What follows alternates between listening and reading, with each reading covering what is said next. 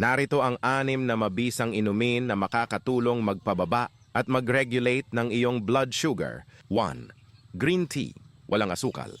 Mayaman ito sa antioxidants na tinatawag na polyphenols na nakakatulong mapabuti ang metabolism ng katawan at gawing mas epektibo ang insulin. 2. Salabat, ginger tea. Nakakatulong ang luya na mapataas ang insulin sensitivity ng katawan at bawasan ang pamamaga. 3. Okra water. Ang hibla o fiber at iba pang compounds sa okra ay nakakatulong na pigilan ang mabilis na pagtaas ng asukal sa dugo. Ibabad lamang ang hiniwang okra sa isang basong tubig magdamag at inumin ito sa umaga bago kumain.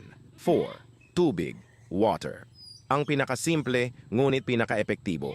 Ang pagiging hydrated ay nakakatulong sa iyong bato, kidneys, na mailabas ang sobrang asukal sa katawan sa pamamagitan ng paghihi. 5. Black coffee.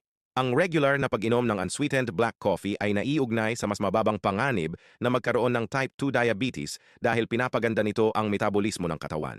6. Apple cider vinegar, ACV. Drink. Ang paghahalo ng ACV sa isang basong tubig bago kumain ay nakatutulong maiwasan ang biglaang pagtaas ng blood sugar. Paalala, huwag lagyan ng asukal o artificial sweeteners ang mga inumin na ito para makuha ang benepisyo. Ugaling kumonsulta sa doktor bago magbago ng diet o kung may iniinom kang maintenance na gamot.